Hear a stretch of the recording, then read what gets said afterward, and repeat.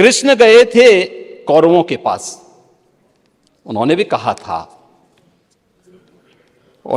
था बस दे दो केवल 5 ग्राम, रखो अपनी धरती तमाम। लेकिन दुर्योधन वह भी दे न सका। यही तो हुआ था अयोध्या के साथ, और यही हुआ काशी के साथ, और यही हुआ था मथुरा के साथ भी।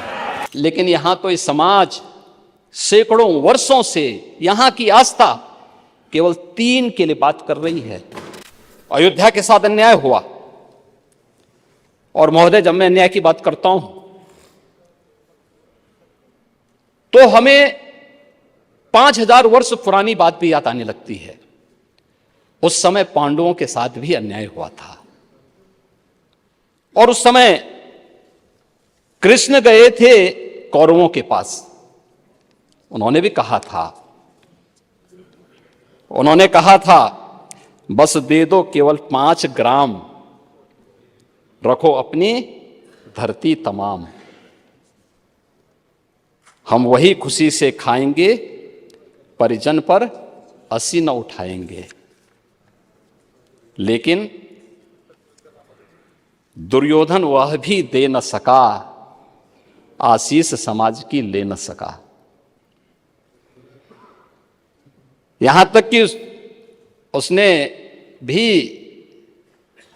भगवान श्री कृष्ण को बंधक बनाने का कुत्सित प्रयास किया। उल्टे हरि को बांधने चला, जो था साध्य साधने चला।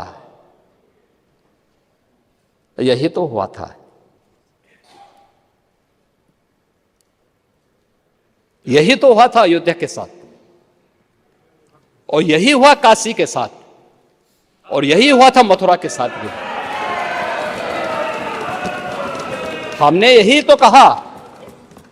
उस समय 5 गांव मांगे थे। भाई भगवान कृष्ण ने तो पहले कहा, जब वो समझौता कराने के लिए गए थे, महाभारत का युद्ध टालने के लिए गए थे, कि भी देना हो तो आधा दो, लेकिन इसमें भी यदि बाधा है तो दे दो केवल 5 ग्राम। लेकिन वो 5 गांव, लेकिन यहां तो इस समाज सैकड़ों वर्षों से यहां की आस्था केवल 3 के लिए बात कर रही है। 3 के लिए।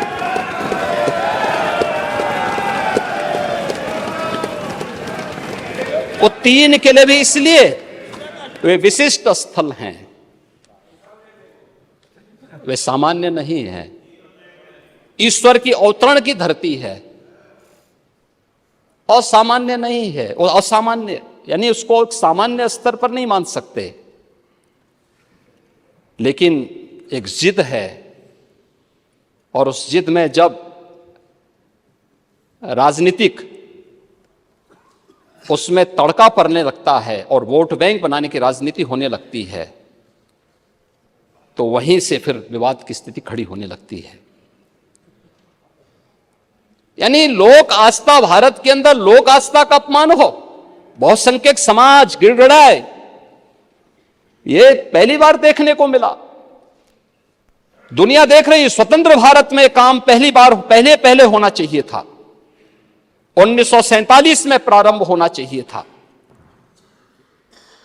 और उस आस्था के लिए बार बार गुहार लगाता रहा। हमने तो केवल 3 जगह मांगी, अन्य जगहों के बारे में कोई मुद्दा नहीं था। अयोध्या के लिए, और देखिए अयोध्या का उत्सव लोगों ने देखा तो नंदी बाबा ने भी कहा, भाई हम काहे इंतजार करें।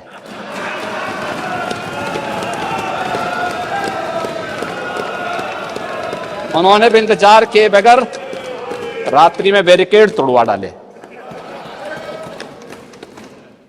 और हमारे कृष्ण कन्हैया कहां मानने वाले हैं।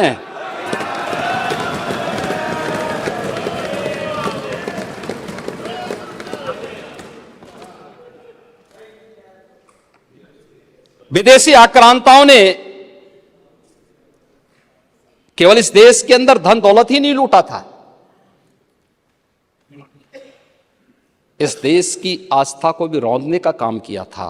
दुर्भाग्य है आजादी के बाद उन विदेशी आक्रांताओं को महिमामंडित करने के कुत्सित प्रयास हुए अपने वोट बैंक के लिए, अपने वोट बैंक के लिए।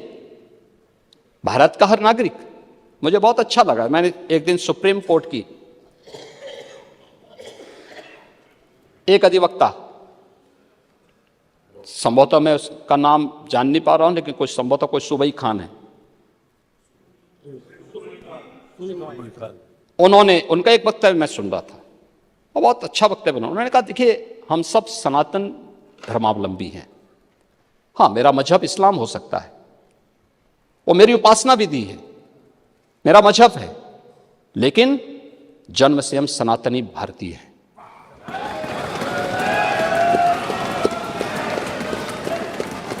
ये बोलने में संकोच क्या, लेकिन यहां तो अपनी पहचान को और भारत की पहचान को ही समाप्त किया जाता है। हम महिमामंडन कर रहे हैं उन्हीं आक्रांताओं का जो भारत की लोक आस्था पर प्रहार करते थे, जन विश्वास को रौंदने का काम करते थे, भारत के महापुरुषों, भारत के वीर सेनानियों, भारत के आराध्य देवों को अपमानित करते थे, जिनके खिलाफ हमारे वीर सेनानी लड़े थे, महापुरुष लड़े थे। आज उन महापुरुषों को सम्मानित करने की बजाय हम उन आक्रांताओं को महिमामंडन करें, यह देश अब स्वीकार करने को तैयार नहीं है, कतई स्वीकार नहीं होगा। दुर्योधन ने कहा था सुच्याग्रम नेव दास्यामि बिना युद्धेन केशव, यानी सुई की नोक के बराबर भी जमीन नहीं दूंगा मैं, एक कृष्ण युद्ध के बगैर नहीं दूंगा। तो महाभारत का युद्ध तो होना ही होना था। क्या हुआ, पूरा कौरव पक्ष से ही स्वाहा हो गया, समाप्त।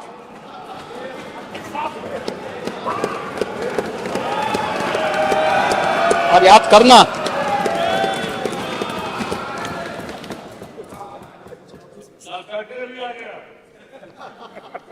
लाक्षागृह का तो अपना इतिहास है, लाक्षागृह का तो इतिहास है। पांडवों को संरक्षण देने वाला लाक्षागृह है।